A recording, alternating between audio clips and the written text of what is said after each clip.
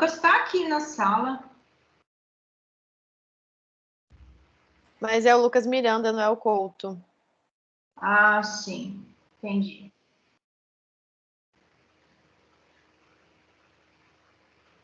Tem 13. Ok, vamos começar então.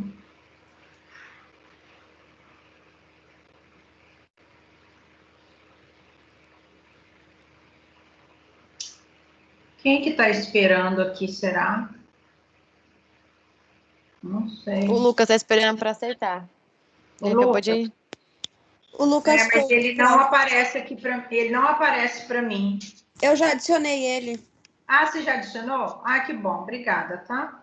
Agora tá todo mundo, eu acho. Tá bom, então vamos começar.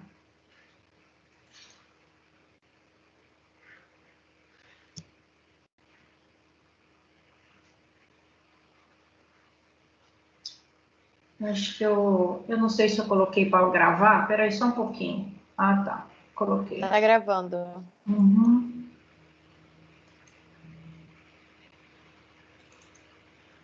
Tá.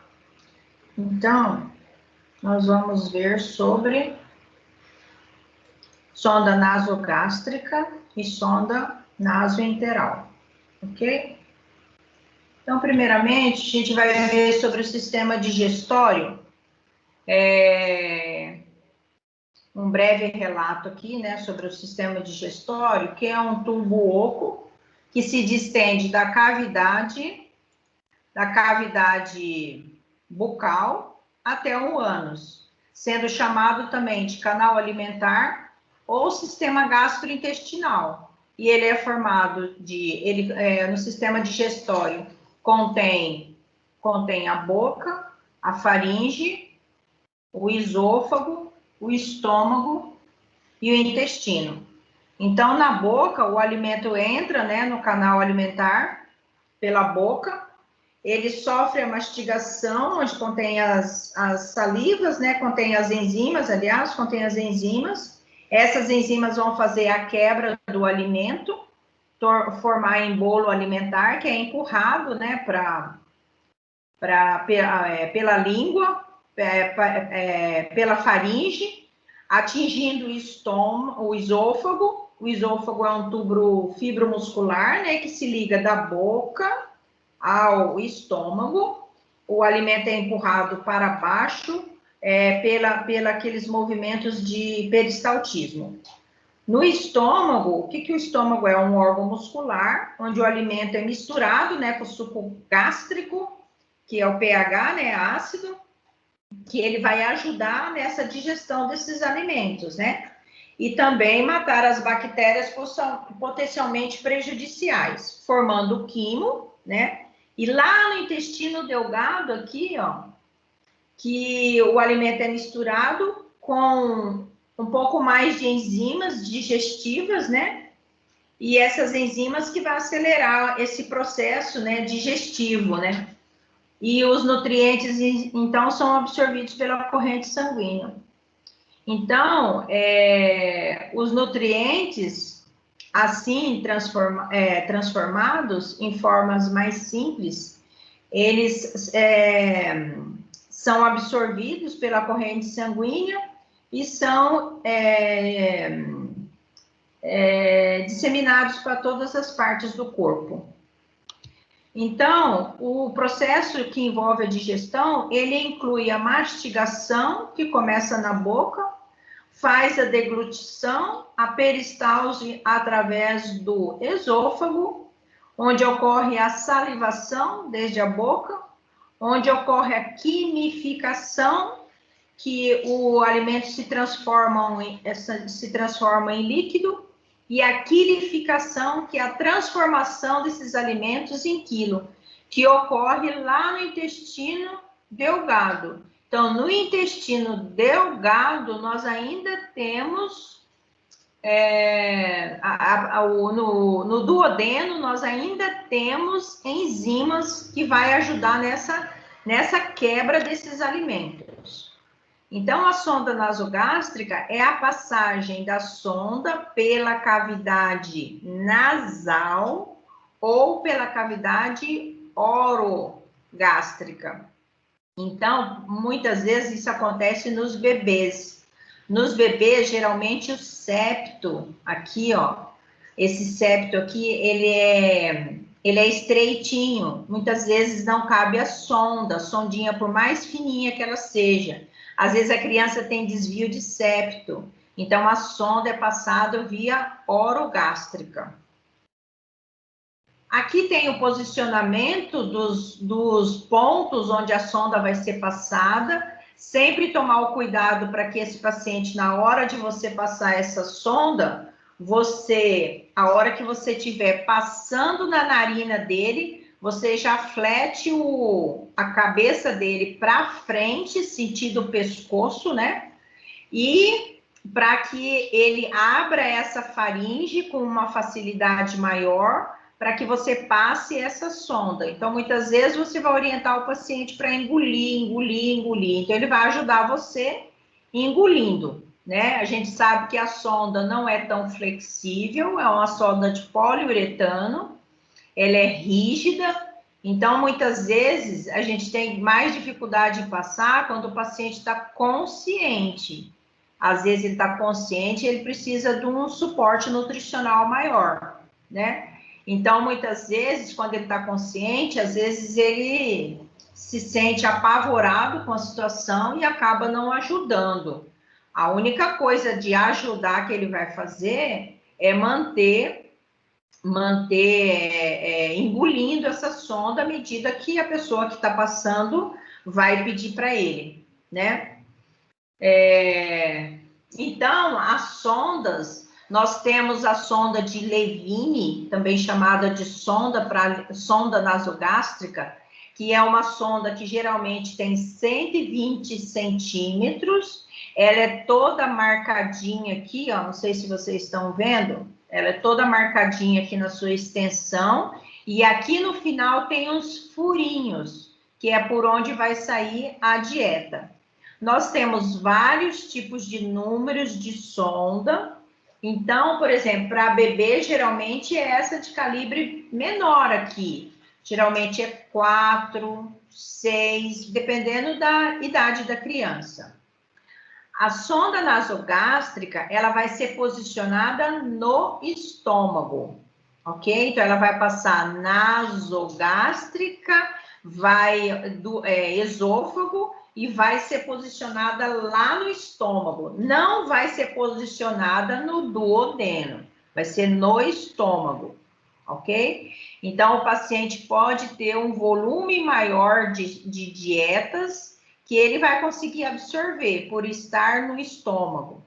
Então, a sonda nasogástrica, ela serve tanto para alimentar o paciente, como para fazer uma drenagem gástrica. Vamos supor, o paciente faz uma cirurgia de estômago e precisa que todo aquele líquido acumulado pós-cirurgia seja drenado. Então, lá no centro cirúrgico é passada essa sonda para drenagem. Então, quando você passa a sonda nasogástrica para drenagem, você tem que deixar a sonda aberta.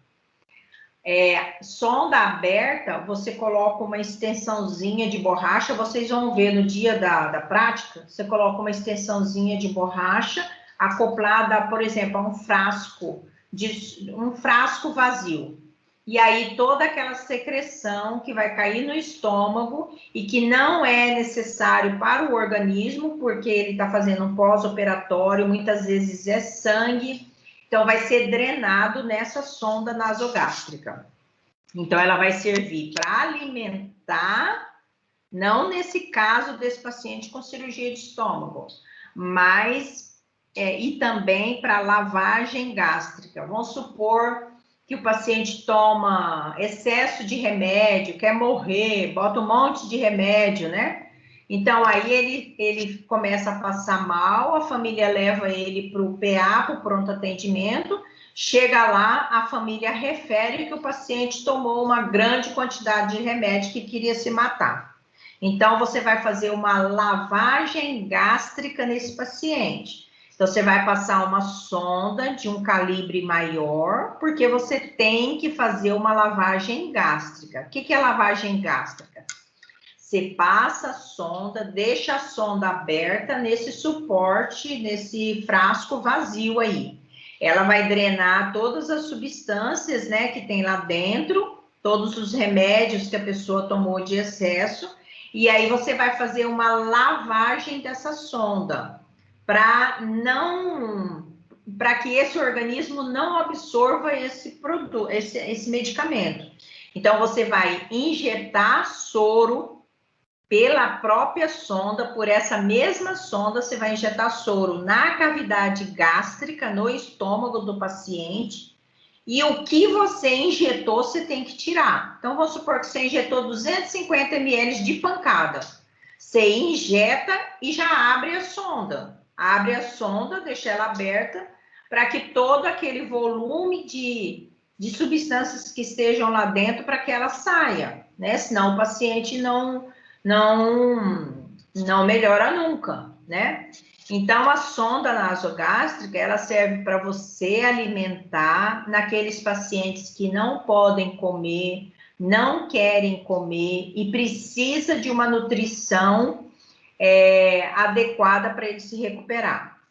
Muitas vezes, não adianta nada o paciente ter todos os tipos de medicamentos, tá tomando antibiótico, se ele não está com uma alimentação adequada. Então, aí como é que vai absorver esses remédios, né? Então, a sonda nasogástrica, muitas vezes é passado essa daqui, quando às vezes o hospital só atende SUS 100%. E às vezes esse hospital não pode adquirir uma sonda nasoenteral.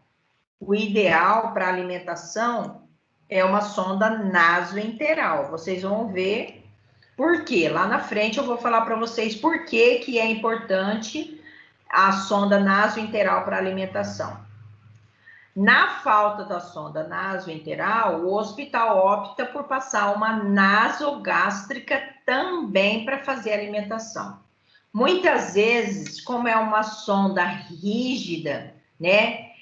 Às vezes o calibre não é tão alto. Por exemplo, com um adulto, você vai passar uma sonda 14, uma sonda 16, número 16, para alimentar.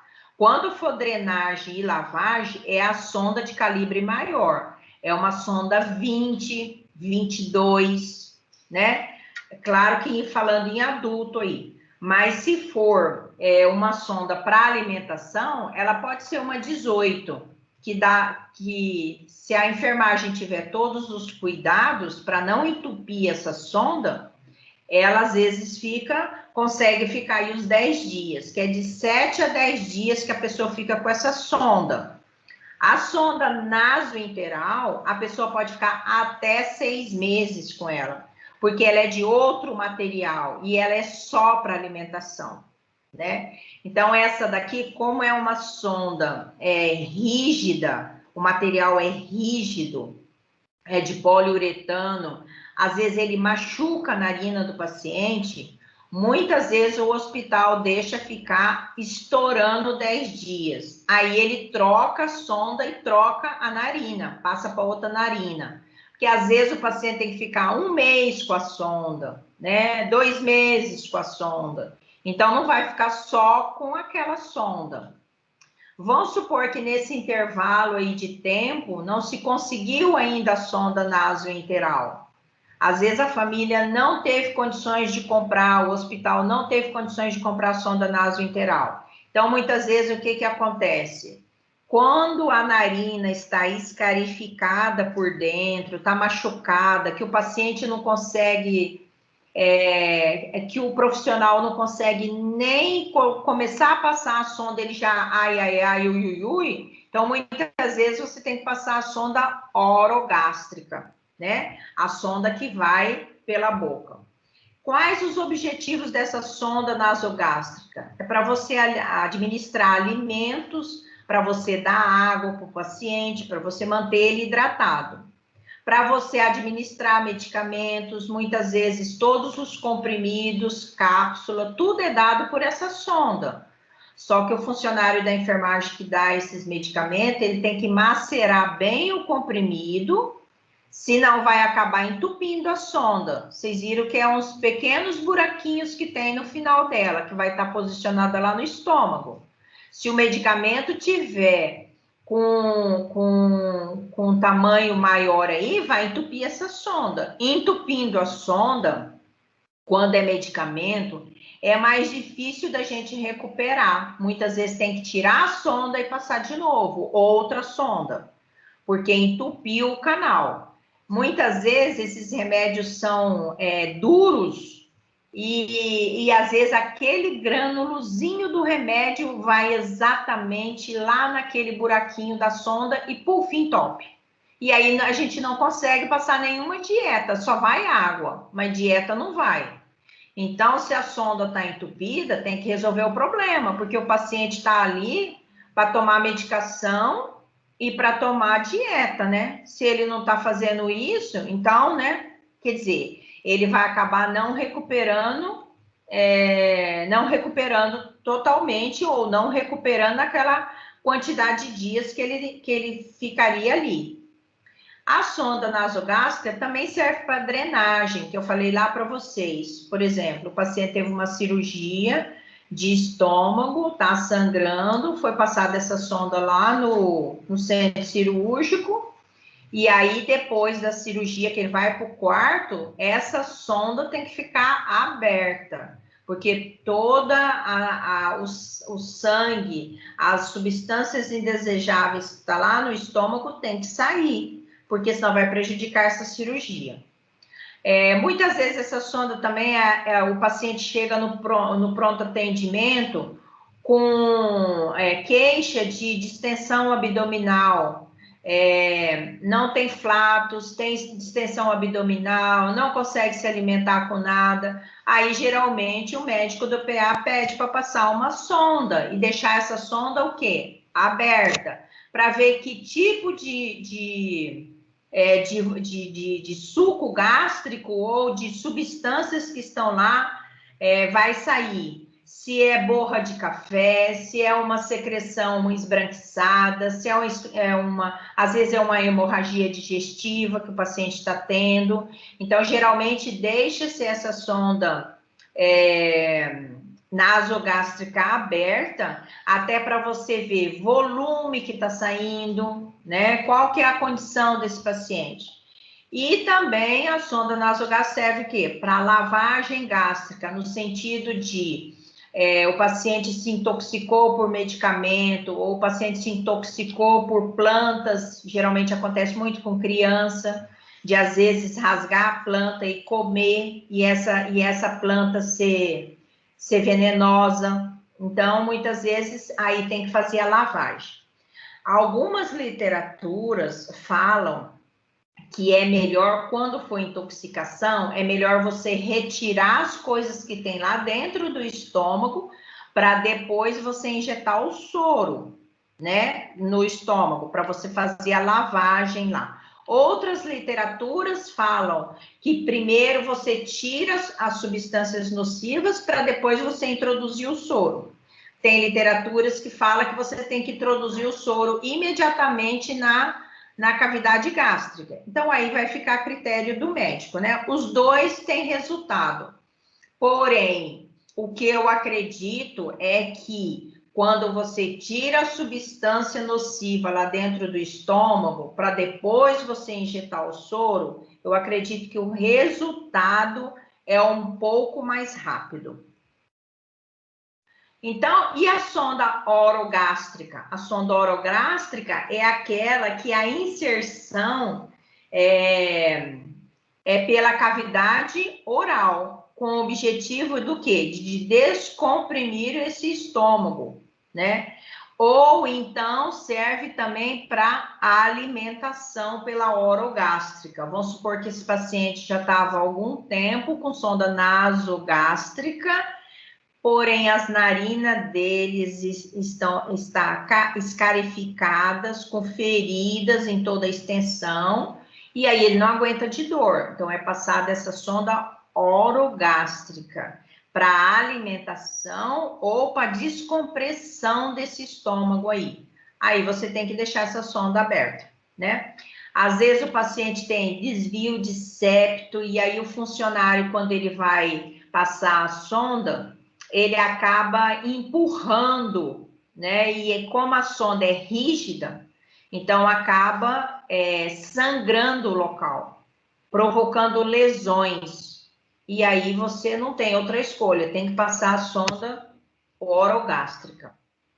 Quais são as indicações da sonda nasogástrica? Você vai utilizar no pré e pós-operatório, lembra que eu falei? Pacientes com cirurgia de estômago, né? Passou a sonda, vai para o centro cirúrgico, faz a cirurgia e depois mantém essa sonda aberta. Ou seja, você vai abrir a sonda e colocar ela num frasco, né? Para ela drenar todas aquelas substâncias que está lá no estômago.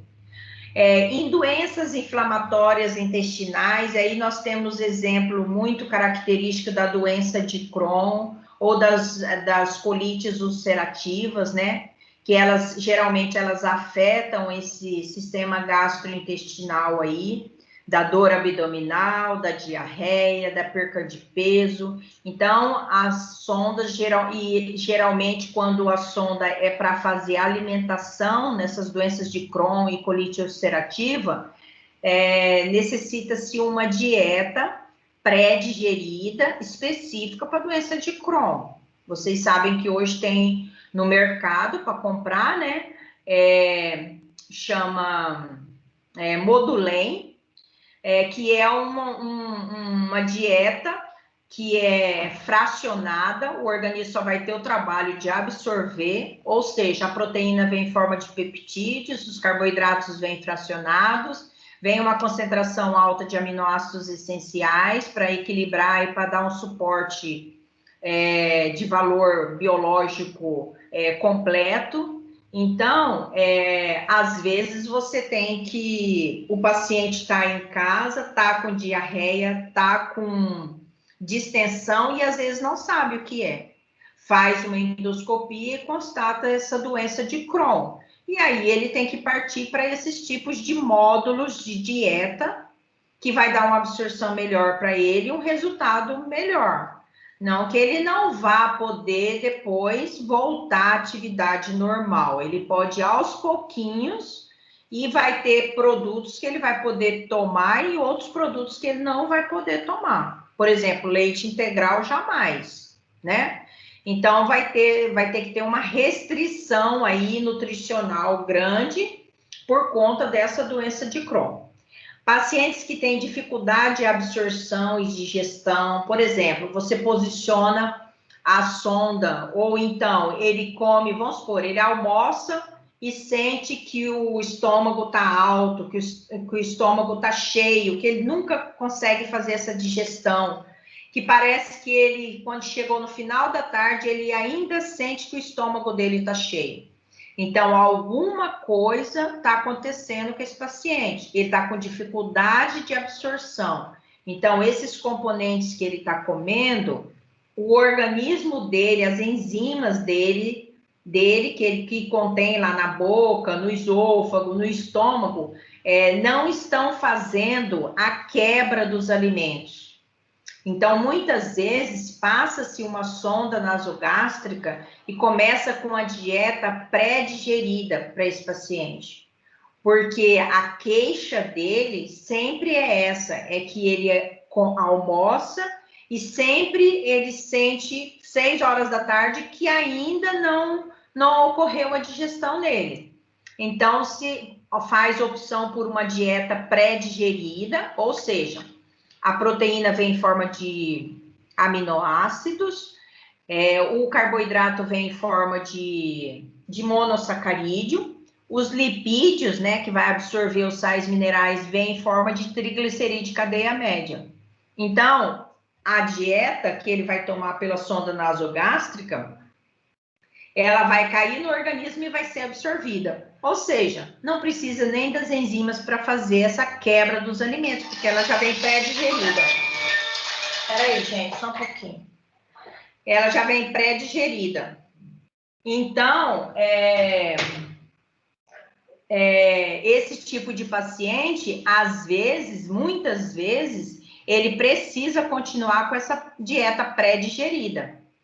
Então, ele pode ir para casa, com o tempo ele retira a sonda nasogástrica e passa a tomar mais líquido, de uma forma pré-digerida, de absorção rápida, até que resolva o problema dele, né? Ou faz a cirurgia, ou resolve de outra forma aí, de outra forma com medicamentos. Também a indicação de sonda nasogástrica, paciente desnutrido, né? Desnutrido, desidratado, às vezes a quantidade de alimento que ele está usando está sendo insuficiente para o organismo dele. Por exemplo, pacientes que têm câncer, pacientes grandes queimados, geralmente eles precisam, por exemplo, de 5.000 calorias por dia, em 24 horas.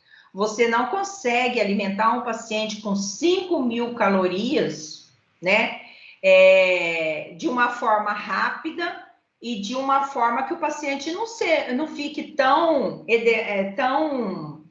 com o abdômen distendido de tanta dieta lá dentro, né? Então, você passa uma sonda nasogástrica e introduz dietas pré-digeridas, que vai dar essa quantidade de 5.000 calorias de uma forma quebrada, fracionada, que o paciente não vai se sentir mal, né, em relação a tanto valor nutricional assim. É diferente, por exemplo, quando você come uma grande quantidade de almoço e jantar e que você tem que aumentar a quantidade de calorias, muitas vezes a osmolaridade da dieta vai lá em cima, você começa a ter diarreia, distensão, a dieta não absorve, então, geralmente, faz opção por essas dietas pré-digeridas justamente por conta disso.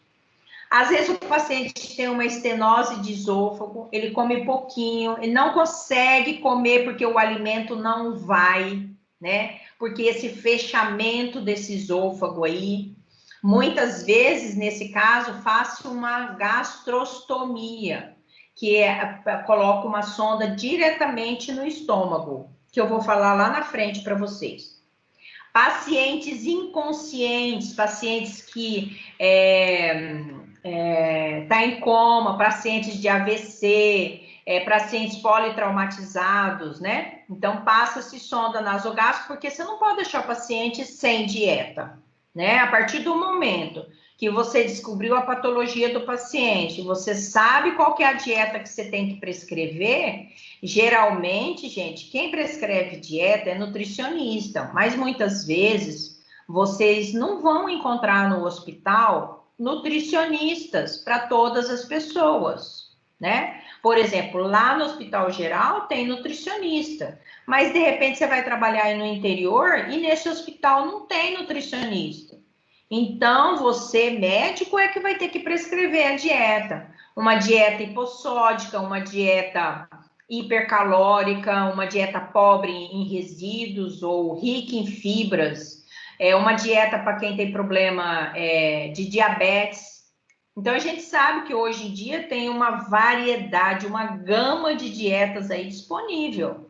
Mas você, enquanto médico, você também tem que conhecer quais as dietas que você vai colocar no seu paciente. Não é qualquer uma. Se esse paciente tem alguma patologia de base, você tem que seguir essa patologia dele. Por exemplo, um paciente nefropata, ele não pode tomar uma dieta padrão. Ele tem que tomar o quê? Uma dieta pobre em proteína de rápida absorção, né? Com os aminoácidos essenciais. Então, você não pode prescrever a dieta padrão para um paciente hepatopata. Você tem que prescrever o quê? Pobre em gordura e pobre no quê? Em proteína.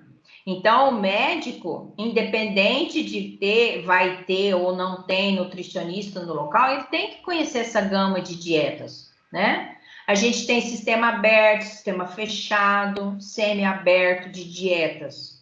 Então, tem que ver o que está padronizado pelo hospital. De repente, nem padronizado não está. E aí, você prescreve a dieta que você quer, né? Então, tem que fazer uma padronização aí para o hospital não ficar comprando determinadas dietas que são muito específicas e que, às vezes, é só para aquele paciente, por exemplo, uma dieta para hepatopata ou uma dieta para nefropata. Às vezes é um hospital que você não recebe tanto paciente nefropata e hepatopata, ou que tenha problema pulmonar, que é uma dieta rica em lipídios. Então, às vezes, nesses casos aí, às vezes a família ajuda um pouco também, né? É claro que se o hospital for SUS, essas dietas são pagas pelo SUS. Então, o hospital teria que comprar essas dietas, né? Ou então você pode usar a sonda nasogástrica no período de transição da dieta parenteral para digestiva. Às vezes aquele paciente que ficou com dieta parenteral porque é um grande queimado, ou porque é um câncer que já atingiu boca, esôfago, estômago, e aí o médico achou que é melhor ter uma dieta parenteral, que é aquela que vai na veia. Então, assim, que a substância vai na veia, às vezes tem laboratório que já vem a dieta pronta, né? Todas as fórmulas são esterilizadas, ou às vezes você pode produzir essa dieta no centro cirúrgico ou numa central de diluição para dieta enteral, com capela de fluxo laminar e tudo. Então você tem que tomar o cuidado para não contaminar essa dieta, porque essa dieta vai via veia, é parenteral, né? Então é uma veia exclusiva, geralmente funciona no intracate e passa pelo intracate, né? E ali só passa a dieta, não passa a medicação, é só a dieta. Então, muitas vezes, esse paciente já teve uma melhora e você, como médico, fala assim, não precisa mais de usar essa parenteral, vamos fazer opção pela via digestiva, vamos passar uma sonda nasogástrica ou uma sonda nasointeral para alimentar esse paciente. Que a dieta parenteral, além dela ter o perigo de ter a contaminação e de ter uma sepsemia, ela é 5 vezes mais cara do que as outras dietas via digestiva, né? O SUS paga todas essas dietas, tanto a parenteral como as digestivas. Quais são as complicações? Pode ocorrer a inserção, às vezes, quando você vai passar essa sonda, muitas vezes a primeira coisa que você vai ver vai ser a narina do paciente. Qual que é a narina que é mais favorável? A direita ou a esquerda? Então você vai lá e olha qual que é a narina. Eu vou passar pela narina direita porque ela tá mais, ela não tem nenhuma inserção, nenhum septo ali prejudicando ali, né?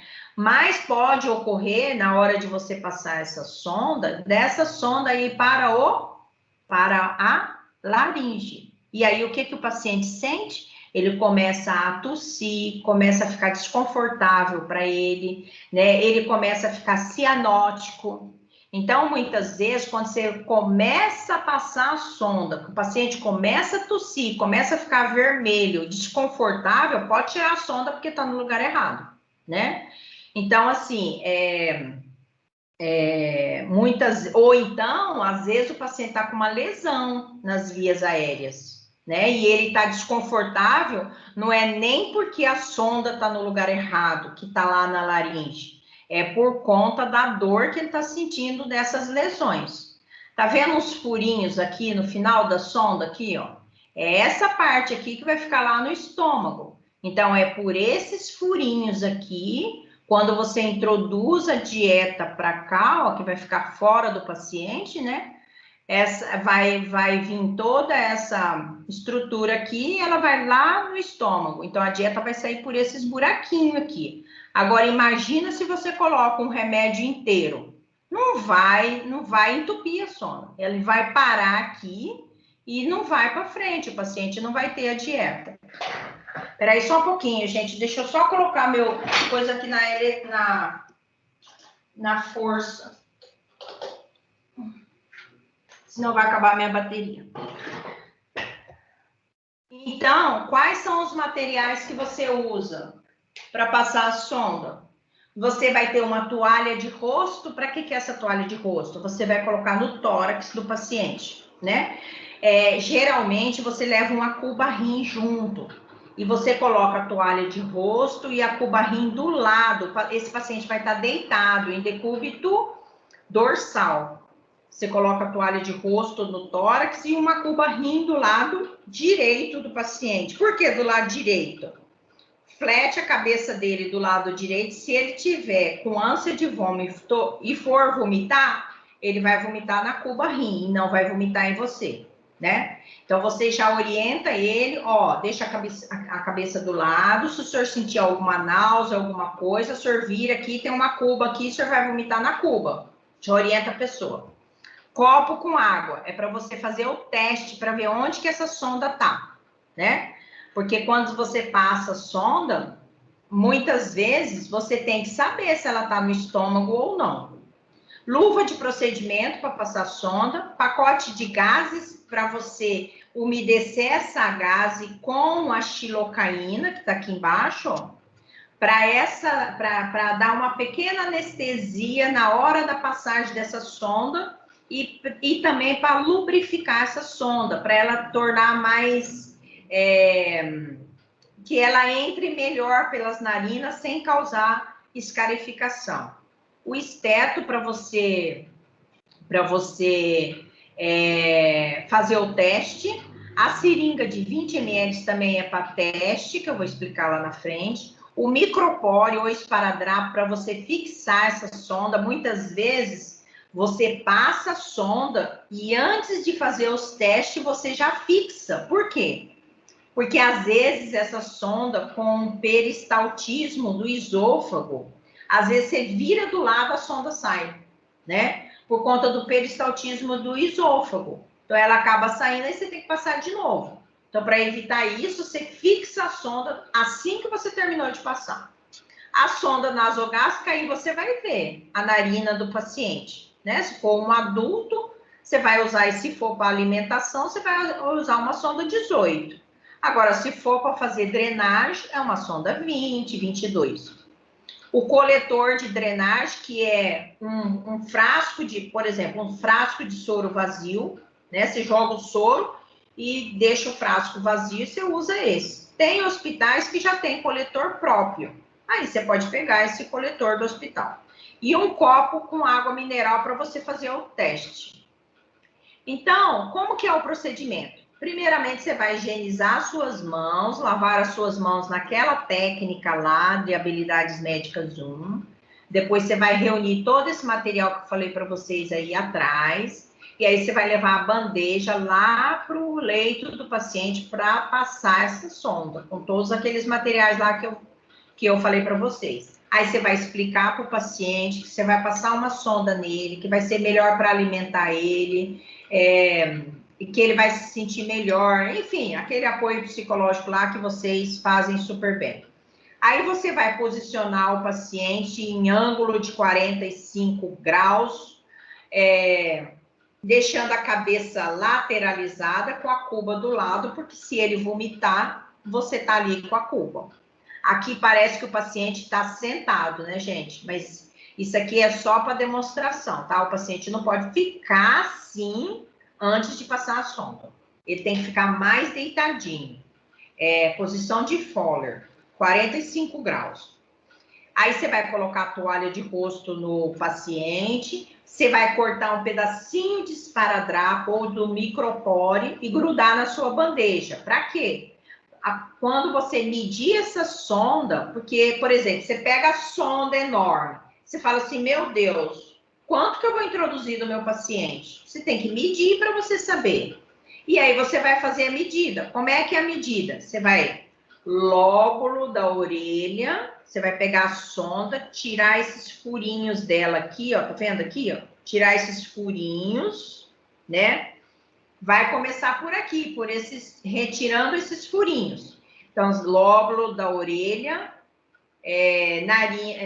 não é narina, peraí, ponta do nariz. lóbulo da orelha até a ponta do nariz. Da ponta do nariz ao processo tifoide ou na região epigástrica. E aí você vai ver quanto de sonda que você vai colocar.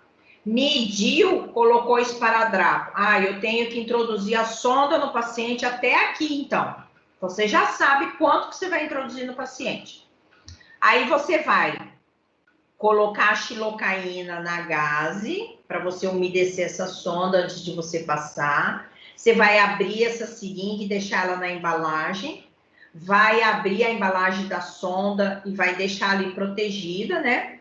E você vai calçar a luva de procedimento. Calçou a luva de procedimento, você mediu.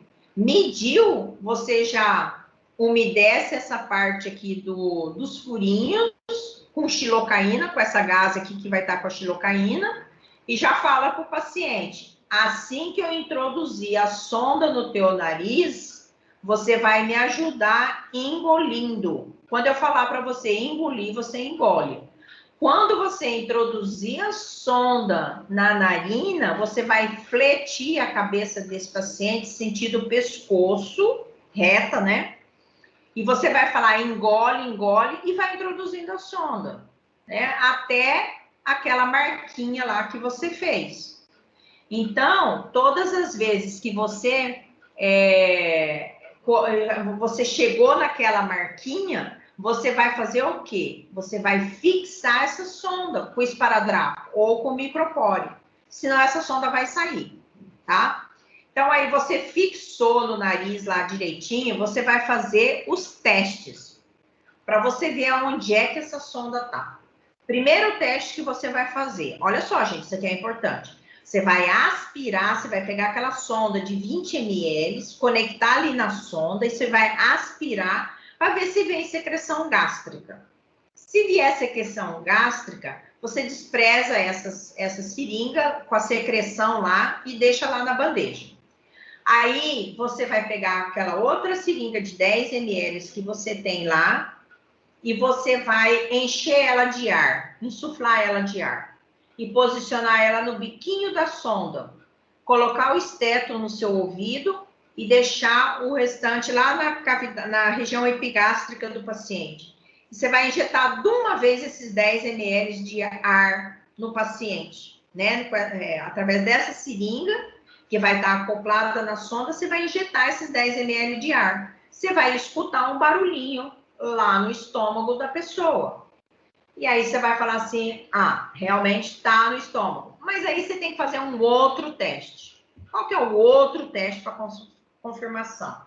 Você vai pegar aquele copinho de água que você trouxe, água filtrada, vai abrir a sonda desse paciente e vai colocar a pontinha da sonda dentro do copinho com água. Se sair bolinha, é porque está no pulmão essa sonda. Na realidade, o paciente nem aguenta muito tempo ficar assim, né? Ele já tem, se você deixar tanto tempo assim, o paciente pode ir a óbito por conta disso. Então, se não fizer nenhuma bolinha, é porque a sonda está no estômago. Mas se você, a princípio, você fez o primeiro teste e notou secreção gástrica, é sinal que a sonda está no estômago. Mas eu preciso fazer os outros? É necessário, sim, fazer os outros para você comprovar realmente que a sonda está lá. E aí, essa fixação, é muito importante essa fixação, que ela fixe, você tira toda a oleosidade da pele do paciente para você fixar o esparadrapo, porque muitas vezes se você fixar sem limpar a pele da oleosidade, ele acaba saindo aqui. E é interessante você fixar uma outra vez aqui, porque às vezes o paciente vai mudar de decúbito depois que você introduzir a sonda, isso aqui vai fazer uma tração. E às vezes a sonda sai, inadvertidamente a sonda sai se você não fizer esse segundo aqui, né? Aqui, tem um dispositivo aqui, que é tipo um band-aid, que é próprio para passagem de sonda, para fixação de sonda. Esse aqui é o ideal, né? Veja bem, a pessoa está com uma sonda rígida, que está machucando o nariz dele e aí ainda vem o esparadrapo aqui. Então, é um monte de trauma para ele, né? Então, evitasse o mínimo. Então, se o hospital tivesse, tipo um band-aid aqui, que vai direto aqui na sonda e que deixa ela bem fixa, né? E aí você, por via das dúvidas, você coloca mais uma fixação aqui. E aí você vai organizar o ambiente e registrar no prontuário. Olha só, quem passa sonda nasogástrica é enfermeiro, na falta do enfermeiro é o médico, tá? No box de emergência, precisou passar sonda, só tem o médico ali, é o médico que vai passar, né? Técnico de enfermagem não pode passar sonda nasogástrica. Não pode, segundo o Conselho Regional, né, de Enfermagem, não pode, o técnico não pode, não está autorizado a passar sonda nasogástrica. A sonda nasogástrica para alimentação, existem os tipos de administração da dieta. Então, por exemplo, você vai administrar uma dieta no paciente, essa dieta são substâncias nutritivas, né, que você vai estar introduzindo nesse paciente, em forma líquida, que é a melhor fórmula que existe. Não é aquela fórmula do hospital, ele está com sonda, ele vai ter que usar uma dieta líquida, homogênea, pronta para uso, né, que vai ser absorvida com rapidez, que a proteína vai estar em forma de aminoácido ou em forma de peptídeos, que é a proteína que ajuda na parte muscular, na constituição dos órgãos, né? E o carboidrato, que vai fornecer energia para ele. Então, se ele não toma uma dieta rica em carboidrato, o que vai acontecer com esse paciente? Ele vai lançar a proteína como fonte de energia. Então, ele vai acabar com a massa muscular dele. Então, muitas vezes ele vai emagrecer com uma rapidez, vai acabar com a resistência. E muitas vezes, esse paciente precisa de uma dieta hiperproteica. Às vezes é um paciente que está com úlcera por pressão, às vezes é um paciente que está com câncer. Geralmente, paciente com câncer precisa de uma dieta hiperproteica. E aí você não dá a proteína para o paciente, ele vai lançar mão dessa proteína que ele tem no organismo. Então, você tem que dar o equilíbrio de proteínas e carboidratos, e vitaminas e sais minerais, né? Então, se esse paciente, além do câncer, ele está com dificuldade para absorver os alimentos, você tem que escolher uma dieta pré-digerida. Vai cair no organismo para ser absorvida. Não vai precisar das enzimas para fazer essa quebra. Então, na sonda nasogástrica para alimentação, nós temos o tipo de administração.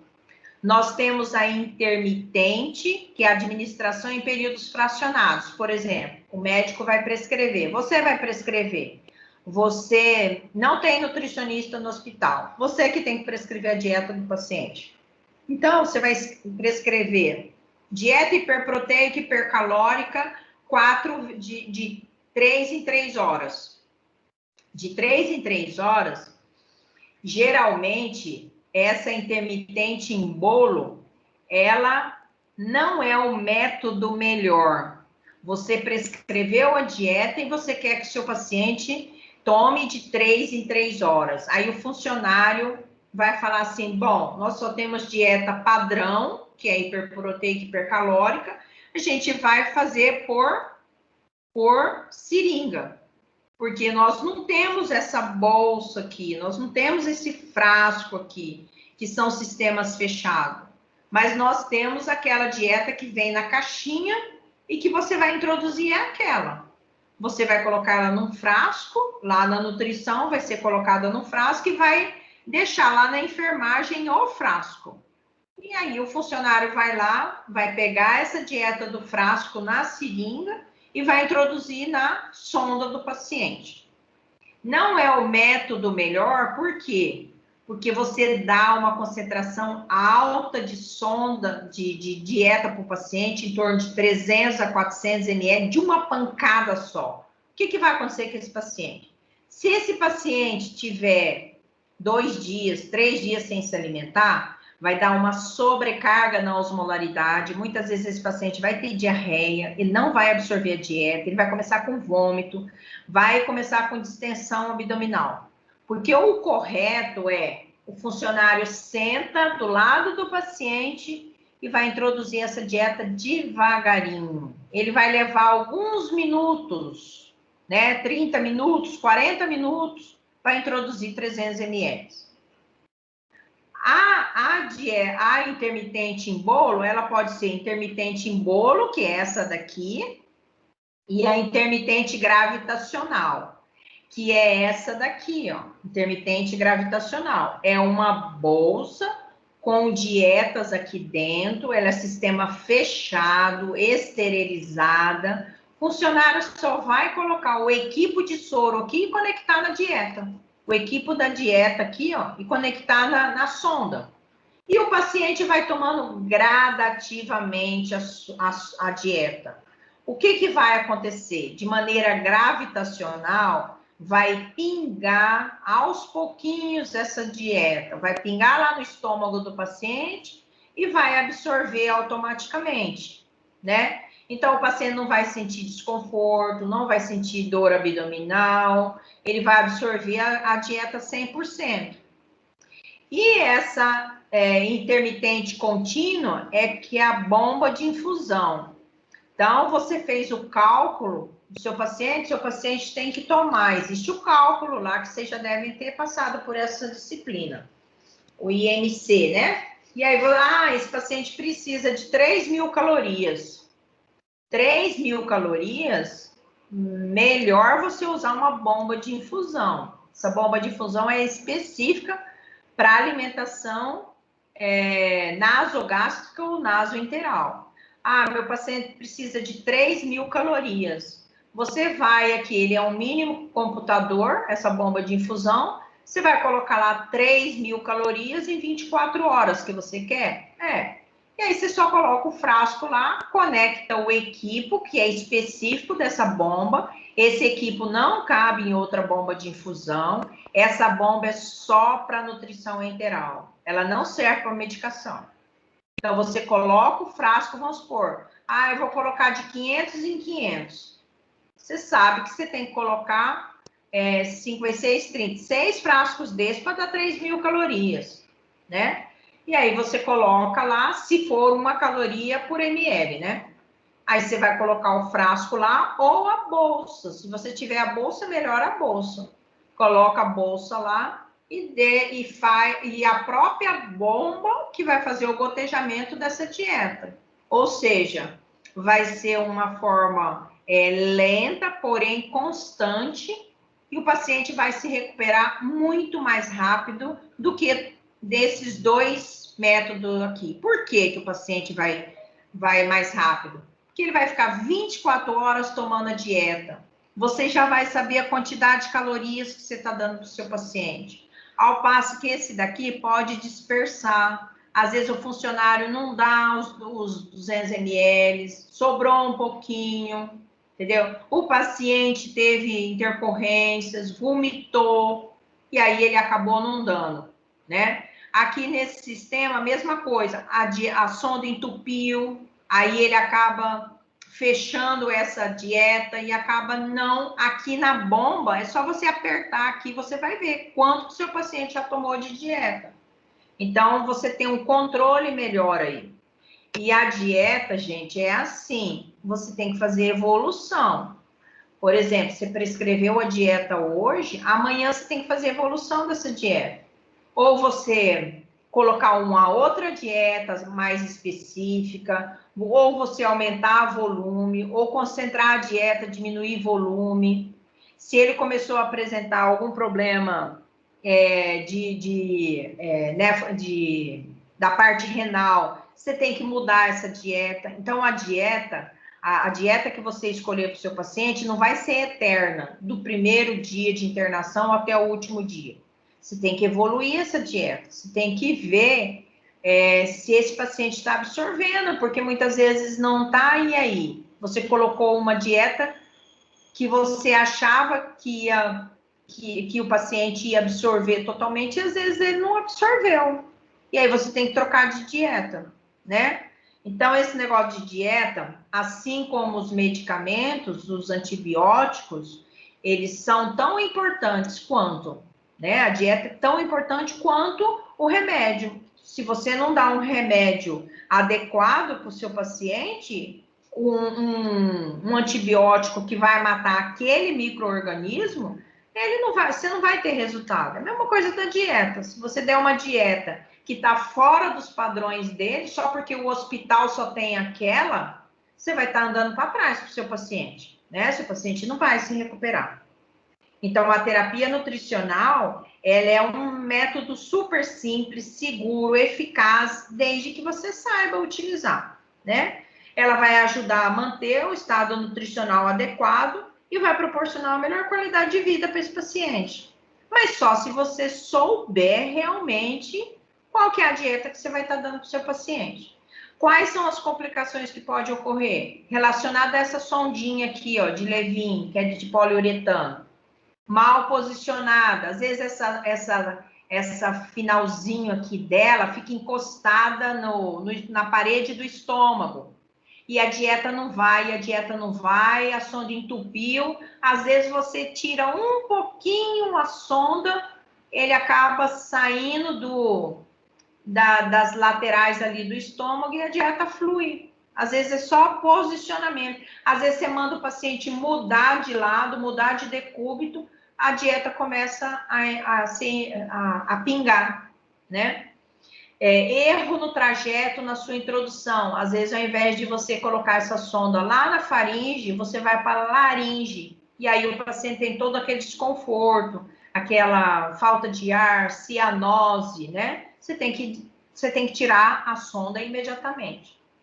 Pode ocorrer obstrução dessa sonda, por quê? Como ela é fininha, ela pode, com a própria dieta, se o funcionário da enfermagem, o técnico de enfermagem, depois da dieta não passar água para lavar essa sonda, essa dieta vai talhar nesse percurso dessa sonda e vai entupir essa sonda, né?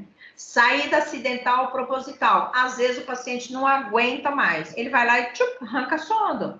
Puxa, arranca a sonda. Ou às vezes sai quando ele está dormindo. Tira a conexãozinha aqui da fixação que você fez. Às vezes você não fez tão bem feita. Não fez, não colou na pele do paciente. Muitas vezes sai à noite. O paciente movimenta, sai à noite. Então essas são as complicações. Relacionada à dieta. Mais uma vez, é interessante que você conheça a patologia do seu paciente, para você prescrever a dieta adequada.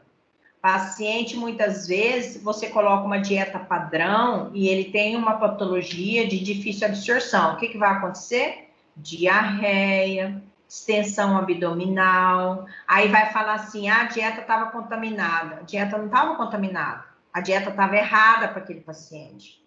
Às vezes você deu uma dieta, às vezes você deu uma dieta com proteína animal e aquele paciente tem intolerância à proteína animal. E você não sabia, a família não falou, né? E aí você tem que passar por uma dieta o quê? À base de soja, com fibra, porque aquele paciente tem intestino preso. Você tem que passar uma dieta à base de soja com fibra. Fibra solúvel, fibra insolúvel, né? Então, às vezes aquele paciente é um nefropata, você tem que passar uma dieta pobre em proteína, porém rica em aminoácidos, pouco carboidrato, ou uma concentração maior de carboidrato, mas em forma de peptídeos, porque esse paciente precisa de energia, né? Os aminoácidos da dieta nefropata são aminoácidos essenciais, são aminoácidos de alto valor biológico. Então, vai dar uma compensada nesse paciente por conta da falta dessa concentração de proteína, né? Então, o paciente pode ter náuseas, cólicas. Muitas vezes, a dieta ela tem que ser na nossa temperatura ambiente. Às vezes, essa dieta vem lá da nutrição, ela estava lá no congelador, o funcionário pega essa dieta, leva Chega lá, a família às vezes está do lado, fala, eu vou dar a dieta. A dieta tem que ter um descanso para ela ficar na temperatura ambiente. Às vezes o paciente tem cólica, tem dor abdominal, tem distensão, por quê? Porque a dieta foi gelada para o estômago dele. E aí vai causar cólica, vai causar desconforto. Então, olha quanta coisa que tem em relação à dieta, né? Às vezes pode acontecer de aspiração pulmonar. Então, geralmente, quando o funcionário vai dar dieta, ele tem que elevar a cabeceira do paciente, ângulo de 45 graus, dá a dieta para o paciente. Depois de dar a dieta, lava-se essa sonda com água, geralmente é 20 ml de água depois da dieta, para essa dieta não talhar na sonda durante o percurso. O que mais? E depois que você deu a dieta, você passou a água, você deixa o paciente mais 20 minutos em posição de 45 graus, para depois você abaixar a cabeceira desse paciente. É a mesma coisa da gente comer uma feijoada, logo que depois comeu a feijoada, vai deitar, né? A gente começa a passar mal. Tem gente que não, mas a maioria das pessoas começa a passar mal. Então, o que você tem que fazer? Você tem que manter um tempo, uns 20 minutos, 30 minutos, com a cabeceira elevada, para depois você deitar normalmente, né? E na lavagem gástrica? Então, agora aqui a gente terminou a parte lá de alimentação. Vamos falar da lavagem. Por que você vai lavar o estômago do paciente? Porque ele se entupiu de remédio porque ele queria morrer, porque ele comeu alguma planta porque ele queria morrer. E aí você tem que fazer o quê? Limpar esse estômago dele. E aí a primeira coisa, ele chegou no PA com todos esses sintomas, o seu professor falou assim, intoxicação exógena. O que você vai fazer? Primeira coisa, passar uma sonda nasogástrica rapidinha nele. Então você vai pegar todos aqueles equipamentos lá que eu falei para você, né? E vai já para passar essa sonda. Por quê? Quanto mais tempo o paciente fica com o veneninho lá dentro do estômago dele, ele começa a piorar, né? Começa a ter outros distúrbios, né, no organismo dele. Então, você passa a sonda imediatamente, já deixa essa sonda aberta, coloca uma extensãozinha de borracha na ponta dela e coloca ela dentro de um frasco de soro para drenar todas aquelas substâncias nocivas que está lá dentro do estômago, né? Às vezes, o paciente não tomou remédio para se matar, não tomou nenhum veneno. Às vezes, você tem que passar uma sonda de lavagem gástrica, porque esse paciente vai fazer uma cirurgia do estômago. E como a cirurgia de estômago geralmente vai sangrar muito, você tem que lá fazer uma lavagem gástrica nesse paciente com soro gelado, para fazer uma vasoconstricção. Nesse caso, você vai usar soro gelado. Mas quando você vai administrar dieta, não pode, né? Então, você vai fazer uma vasoconstricção através desse soro gelado para parar de sangrar, né? Geralmente, o paciente chega vomitando sangue, né? E aí, o que o médico, o seu professor vai falar? Passa uma sonda nasogástrica. Você passou a sonda, você já vai deixar essa sonda aberta. Deixou a sonda aberta, coloca soro fisiológico gelado ali, para fazer essa vasoconstricção. E aí, claro, você vai prescrever medicamentos para também ajudar a parar a sangrar aí, né? Então, qual que é o procedimento? Você vai passar a sonda nasogástrica calibrosa, geralmente é de 20, número 20. Você vai conferir, claro que se o paciente estiver passando mal lá, que tomou veneno, mesmo assim, não é porque ele está passando mal que você não vai conferir se a sonda está lá mesmo no estômago, porque você vai injetar um monte de soro lá nesse estômago. Então, você tem que saber realmente se essa sonda está lá no estômago, né? Então, você tem que conferir para ver se ela está no estômago. Então, você primeiro, algumas literaturas falam que primeiro você deixa o líquido drenar sem diluir. Outras literaturas falam que você tem que já introduzir o soro. Então, vai de cada médico ver o que é melhor aí, né? Muitas vezes, quando é veneno e a família não sabe, ou não sabe que planta que a criança comeu, ou não sabe que remédio que tomou, pega uma amostrinha e manda para análise para ver que tipo de substância que é essa, né? Às vezes está saindo uma coloração esquisita lá, então aí pega um pouquinho dessa amostra e leva para análise. Geralmente você infunde soro fisiológico para lavar essa sonda, né? Que é de 5 a 6 ml por quilo. Geralmente a gente coloca 250 ml, retira esses 250 ml, injeta mais 250 ml, retira esses 250. Não vai acumulando lá não, senão o paciente não aguenta, né? Ele começa com distensão abdominal. E a sonda nasointeral? A sonda nasointeral é essa sondinha aqui, ó. Ela é diferente da sonda nasogástrica. Por quê? Ela é de poliuretano, tem alguns laboratórios que fabricam ela de silicone. Ela é bem maleável, flexível, molinha. Tanto é que ela tem o quê? Um guia lá dentro, ó. O guia é esse negocinho aqui verdinho aqui, tá vendo? Então, quando você tira esse guia aqui, é como se fosse uma corda de violão que fica dentro da sonda. Para quê? Porque senão você não consegue passar sem esse guia. Então, esse fio guia, ele é metálico e flexível. Ele vai nas ondinhas que tiver o esôfago, o estômago, né? Ele vai junto. E aí, essa sondinha, ela é toda milimetradinha aqui, ó, tá vendo? Você vai usar o esparadrapo para você marcar até onde você vai passar essa sonda. Essa sonda é um pouco maior que a nasogástrica, ela geralmente é 150 centímetros. Por quê? Porque ela vai ter que ir lá no duodeno. Então, ela é um pouco mais longa que a outra. Ela tem uma coluna de mercúrio, não sei se vocês estão vendo aqui no final, que garante a sua radiopacidade. Ou seja, quando você terminar de passar essa sonda, o paciente tem que fazer raio-x para você ver se essa sonda está no estômago, se está na primeira porção do estômago, se está no meio, ou se está no duodeno, ou se essa sonda está lá no jejum. Dependendo da posição da sonda, é o tipo da dieta que você vai prescrever. Você, médico, vai prescrever, né? Na falta da nutricionista. Aqui do lado, ó, tem a sonda de gastrostomia, que eu vou falar lá na frente para vocês, e a sonda de jejunostomia. Então, aqui, ó, tem a sonda orogástrica, que é a sonda pela boca, que vai no estômago. A sonda nasogástrica, que vai pelas narinas e vai ser posicionada também no estômago.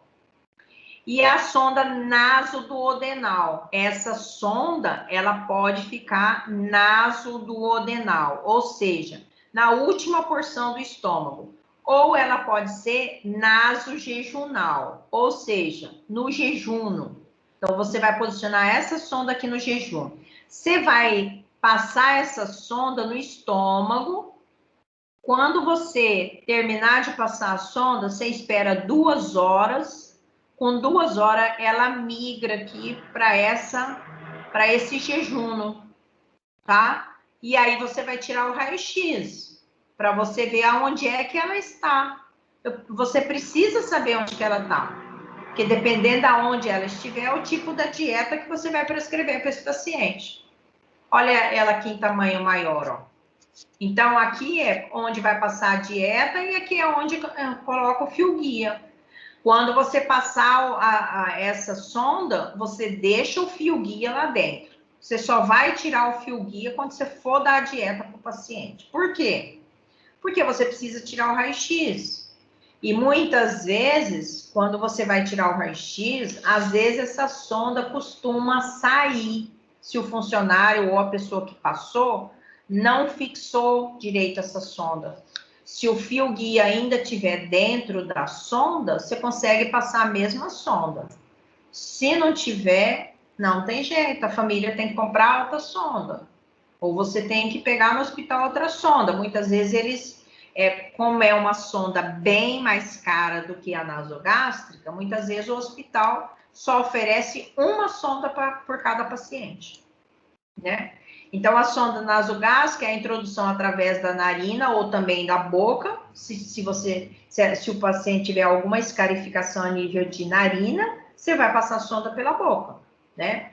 Ela é de silicone, toda flexível, toda maleável, né? E ela desliza com movimentos peristálticos. Ela é radiopaca, por quê? Porque você tem que tirar o raio-x para você saber onde que essa sonda está. Então, ela é radiopaca em toda a extensão aqui. Quando você tirar o raio-x, você vai ver os caminhos dela inteirinho dentro do corpo do seu paciente. Ela pode ser posicionada no estômago ou lá na primeira porção lá do intestino. E aí ela vai migrar para o jejum se você precisar. E ela só serve para alimentar. Ela não serve para fazer lavagem gástrica e ela não serve para fazer o quê? Drenagem gástrica. Ela é só para alimentação. Aí você fala assim para mim, por que não usa então essa dieta aí no hospital? Tem hospitais que têm um poder aquisitivo melhor, então quando se tratando de alimentação, eles fornecem a sonda nasointeral. Tem hospitais que não têm a sonda nasointeral, então você tem que usar a nasogástrica para alimentação também. Qual que é o objetivo? Você vai dar um melhor aporte nutricional para o seu paciente que está debilitado. Vamos supor que é aquele paciente que tem que tomar 5.000 calorias por dia, porque ele é um grande queimado, porque é um paciente oncológico, precisa de um aporte nutricional maior. Você não consegue comer essa quantidade. Paciente que tem câncer, geralmente tem gosto metálico na boca, não sente o gosto dos alimentos e acaba não ingerindo aquelas 5.000 calorias que você está prescrevendo. E aí ele precisa de uma sondinha para você atingir essa quantidade. Muitas vezes o paciente que está com câncer, ele faz radioterapia, quimioterapia. Se ele não tiver um aporte nutricional adequado, ele não aguenta fazer a segunda quimioterapia ou a segunda radioterapia, porque o organismo fica com o sistema imunológico baixo, ele não consegue nenhum alimento. Então, é melhor você passar uma sonda nasoenteral nele para alimentar, do que futuramente esse paciente ir para uma parenteral, que o risco para ele vai ser maior, o gasto vai ser maior, né? E ele vai ficar enfraquecido a ponto de ele não conseguir fazer a segunda radioterapia, e nem a segunda quimioterapia. Então, o paciente com câncer, logo no início, começa com suplementação alimentar, né, para ele. Tem que ver o tipo de câncer que ele tá, né, para você indicar a dieta específica para ele. Indicado em paciente com trato intestinal funcionante, que não pode ingerir via oral. Às vezes, o paciente está com uma escarificação de narina ou com câncer nas narinas. Ele não pode engolir, né? E aí você passa a sondinha via orogástrica. Quais são as indicações da sonda nasointeral?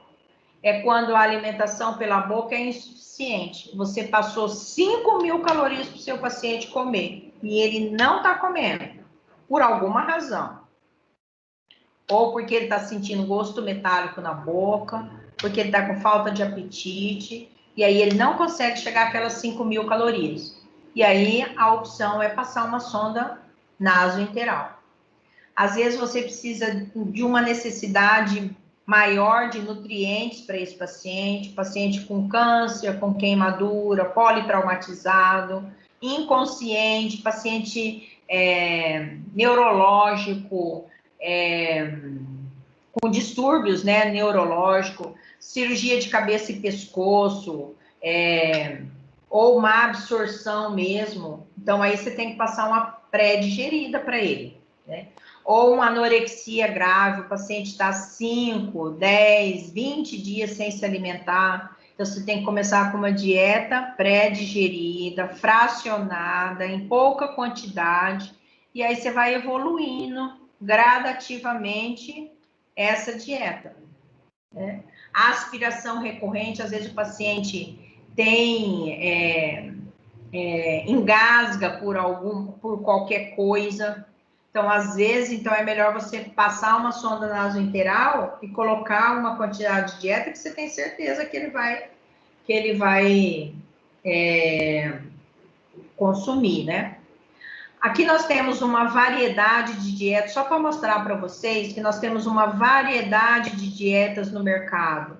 Nós temos dieta que já vem pronta para uso, no caso aqui, ó, produto à base de soja, às vezes o paciente tem intolerância à proteína animal, aí você tem que dar um produto à base de soja, rico em fibras, né, fibras solúveis e insolúveis.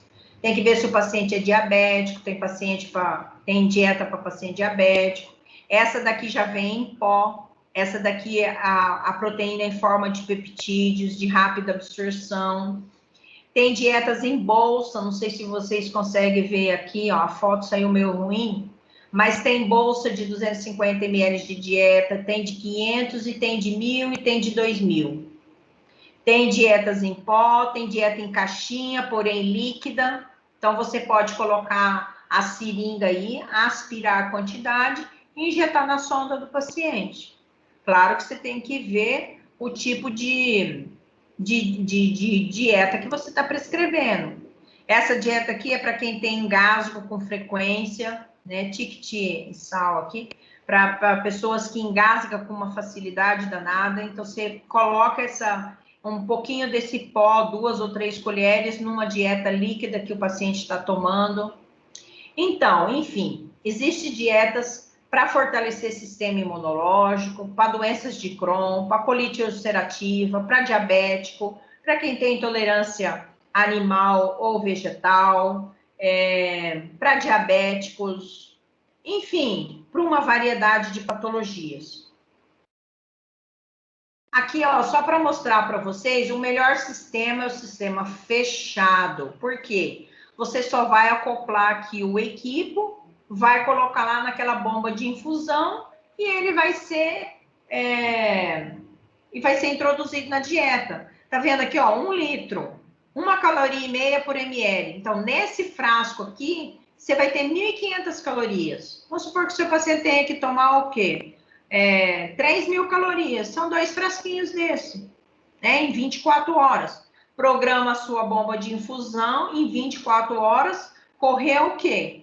2 litros de dieta. Você já sabe que tem 1,5 caloria por ml, então ele está tomando o quê? 3.000 calorias por dia, né? Aí você tem que ver a proteína, que forma que é a proteína, o carboidrato, as vitaminas, os sais minerais, né? O lipídio, tem que ver se esse produto dá para o seu paciente. Você não tem que acoplar o seu paciente à dieta, você não tem que acoplar a dieta ao seu paciente, e sim o seu paciente à dieta. Dependendo da patologia do seu paciente, você introduz, porque tem dietas para todos os tipos de patologia, né? Sistema fechado, ó, sistema de bolsa. E aqui tem o registro no Ministério da Saúde, foi aprovada pelo Ministério da Saúde, tem data de validade. Essas dietas aqui, ó, não precisa de geladeira, porque o sistema é fechado. Essas dietas aqui, semi-fechadas, sistema semi-fechado, isso aqui precisa de geladeira depois que você abre. Antes de você abrir, não precisa de geladeira, mas depois que você abre, precisa. Esse sistema aqui é o sistema fechado, você vai acoplar lá no sistema, não precisa de geladeira antes, e depois não vai ter, porque vai estar lá no paciente. Sistema fechado no paciente pode ficar 24 horas lá gotejando no paciente, que a dieta não vai estragar, é sistema fechado. Só se o funcionário for lá, abriu isso aqui, ó, abriu e manuseou isso aqui, né? Mas caso contrário, não pode fazer isso, né? Caso contrário, ele acoplou o equipo aqui, colocou na bomba de infusão, acabou. Você pode manter lá no nosso ambiente 24 horas. A dieta não vai estragar, porque é sistema fechado. Quais são as vantagens da nutrição enteral? da sonda nasoenteral? Melhor custo-benefício. Por quê? Porque ela é molinha, ela é flexível, ela pode ficar até 6 meses na pessoa. Lembra da sonda nasogástrica? Que é de Levine, que é de poliuterano, que é dura? Ela pode ficar o quê? Estourando 10 dias no paciente. Essa sonda nasoenteral, se você manusear ela de forma higienicamente correta, ou seja, introduzindo água depois da dieta, limpando as narinas desse paciente, você vai ter essa sonda até 6 meses ela pode ficar no paciente, né? A nasoenteral, geralmente, às vezes, o paciente está com uma parenteral, que é aquela na veia, né, do paciente. A nutrição enteral é menor risco de infecção, mantém o trato gastrointestinal funcionando e é cada vez mais utilizada porque tem fórmulas de tudo que é jeito, de tudo que é nutrientes que o seu paciente precisa, né? Então, a sonda nasoenteral é só para alimentação. Então, ela não necessita de coletor de drenagem. Você não vai lavar uma sonda nasoenteral, tá? Ela é só para alimentação. Então, qual que é o procedimento? É o mesmo que você passa a sonda nasogástrica, com exceção do quê? Ela tem o fio guia, a nasoenteral tem o fio guia. Muitas vezes tem alguns laboratórios que quando você vai tirar o fio guia depois da passagem da sonda, esse fio ele fica, parece que ele cola lá no final da sonda. Então, muitas vezes a gente testa esse fio guia antes de passar a sonda, né? Como que faz o teste? Você injeta um pouquinho de água pela sonda, espera um pouquinho e aí você puxa um pouquinho o fio guia. Se ele descolar lá do fundo, beleza, não precisa fazer mais nada, né? Aí já está pronto para... A gente faz esse teste, por quê? Porque muitas vezes você passa a sonda, aí você vai tirar o fio guia, você fica lutando para sair o fio guia, no fim sai com sonda e tudo, né? Então é bom você colocar água aí para ter a certeza que o fio guia vai sair dessa sonda. Medir a sonda, né, do lóbulo da orelha à ponta do nariz e descer no processo de Ford até a cicatriz umbilical. Então, é diferente da nasogástrica, né? Você vai medir lóbulo da orelha, ponta do nariz, cicatriz umbilical, que vai ficar 10 centímetros abaixo do processo tifoide. Então, se você posicionar essa sonda 10 centímetros abaixo do processo tifoide, ela vai dar lá no duodeno. Essa sonda provavelmente vai migrar um pouco mais e vai ir para o jejum, por causa do peristaltismo, né? E aí você vai marcar com a fita até onde você vai introduzir essa sonda. Depois que você passou a sonda, geralmente alguns médicos fazem assim, ó. Passa a sonda nasoenteral, deixa o paciente em repouso lá quietinho durante 1 hora. Por quê? Para a sonda migrar até onde ela acha que ela tem que ir, né? Porque você fez a medição. Então, você quer no jejum. Se você quer no jejum, você mediu 10 centímetros abaixo do processo tifoide. Ela vai migrar em 1 hora, ela vai migrar para o jejum. Aí você manda esse paciente para o raio-x, faz o pedidinho lá do raio-x. Você vai ver aonde é que a sonda está lá no paciente. Aí volta esse paciente para a enfermaria, tira esse fio guia, espera mais uma meia hora para você começar com a dieta. Aí você vai lá, prescreve qual que é a dieta que você quer que dá para esse paciente, né? Então, é importante tirar o raio-x. Então, ó, você vai fazer os testes. Quais são os testes? Primeiro, você vai aspirar, vai ver se vem secreção gástrica. Segundo, você vai injetar 10 ml de ar através da seringa. E o terceiro é fazer o raio-x. Lá no terceiro da sonda nasogástrica era o quê? Botar o finalzinho da sonda dentro do copinho d'água. Aqui você vai fazer o raio-x na sonda nasoenteral. Qual que é o tempo de permanência da sonda? A nasogástrica, 10 dias, estourando. A nasoenteral, 60 dias, dependendo do cuidado, até 90 dias. Eu conheço vários pacientes que 90, 120 dias. Mas por quê? Porque cuida direitinho, né? Para remover, você vai pegar uma cuba rim com uma gaze para você tirar essa sonda. Vai colocar a luva de procedimento, colocar uma toalha debaixo no tórax da pessoa. Vai tirar a fixação da sonda. Vai falar para o paciente, eu vou tirar a sua sonda. Você vai só puxar com a gaze, né? Você vai estar com luva. E aí você vai enrolando essa sonda na sua mão, depois você vai tirar a luva com sonda e com tudo, e jogar no recipiente lá do material biológico. Os testes que eu já falei para vocês, né? Cuidado com a sonda. Sempre você vai fixar bem essa sonda, porque às vezes no banho ou à noite, o próprio paciente essa sonda pode sair até sozinha, né? A cada administração da dieta, injetar 20 ml de água filtrada após a dieta. Posicionar o paciente em ângulo de 45 graus, quando você estiver administrando a dieta. E deixar ele por mais 30 minutos, 20 a 30 minutos aí, após a administração da dieta. E as ostomias? O que são ostomias? Vamos supor que seu paciente está com câncer de estômago, câncer de esôfago, ou câncer de vias aéreas superiores. Você não consegue passar uma sonda nem nasogástrica, nem nasoenteral.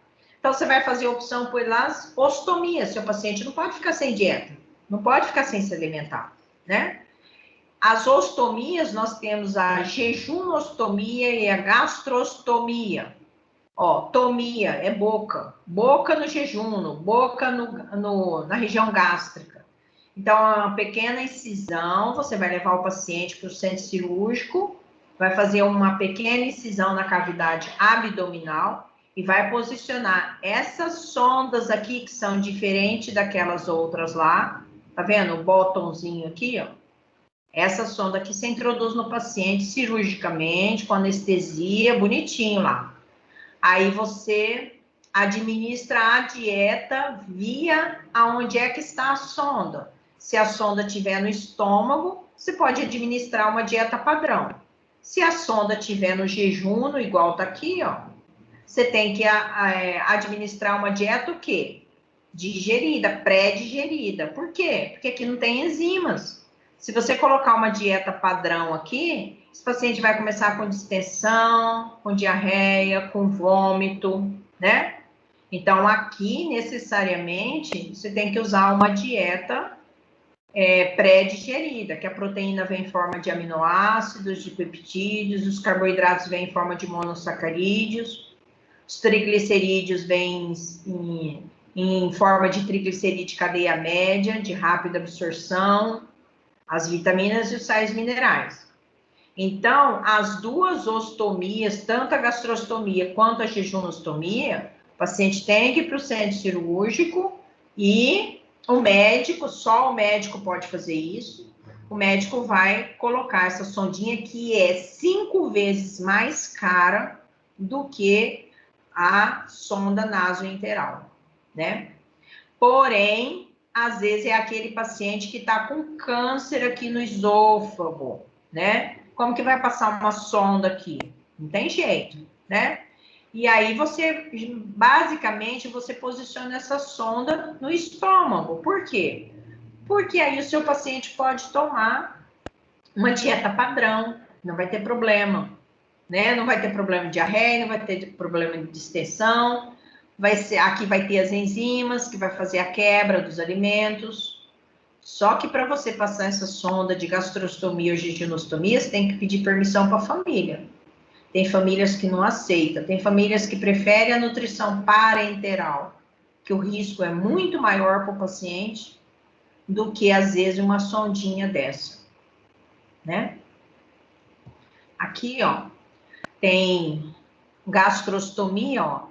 É uma pequena incisão na cavidade abdominal e se posiciona a sonda bem na região gástrica. E aqui você vai posicionar a sondinha, né, através daquela incisão cirúrgica que faz aqui na cavidade, aquela sondinha lá bem no jejum.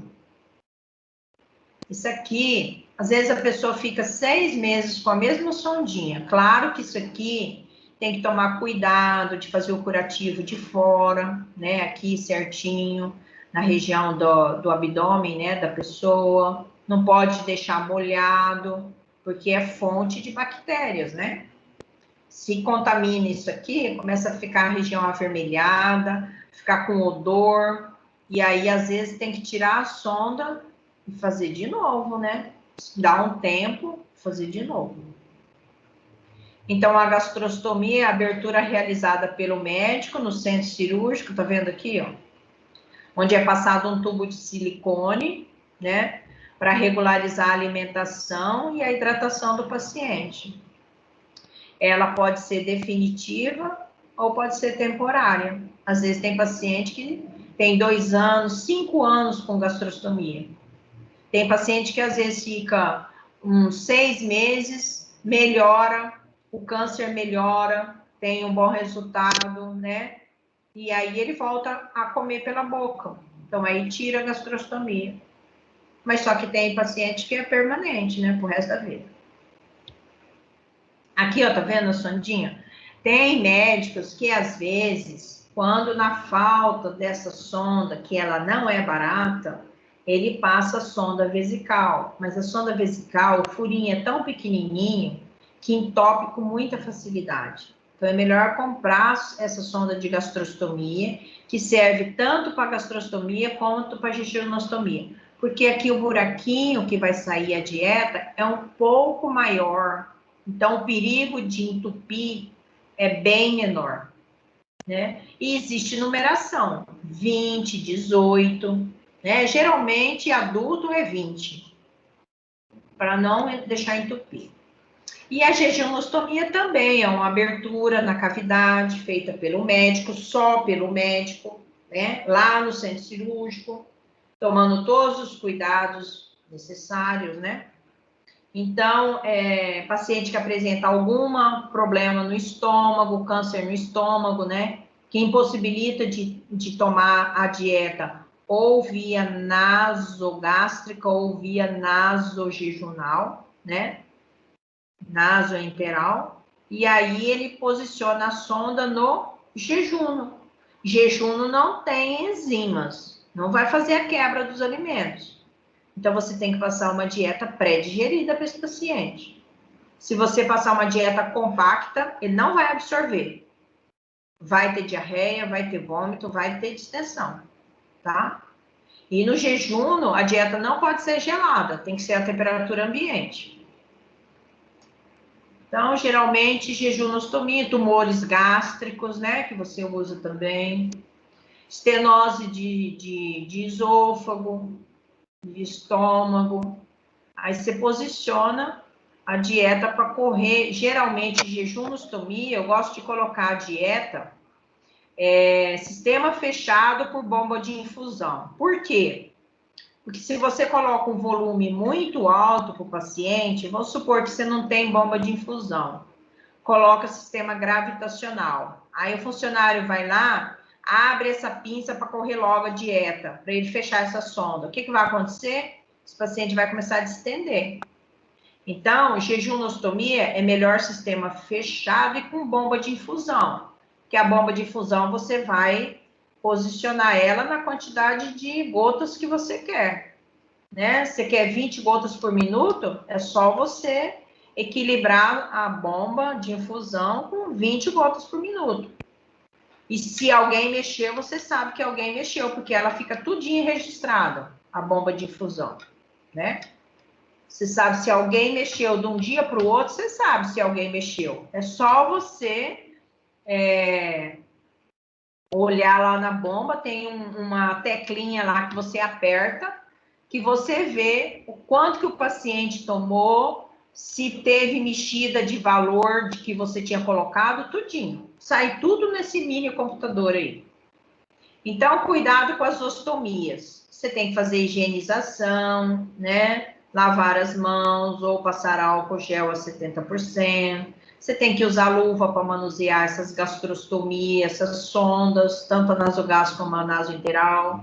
Sempre permanecer o paciente em posição de decúbito dorsal durante quando está tomando a sonda e após a administração dessa sonda.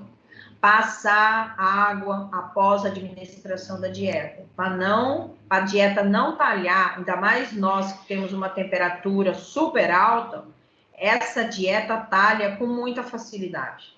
Então, você tem que, terminou a dieta, já passa água. Ok?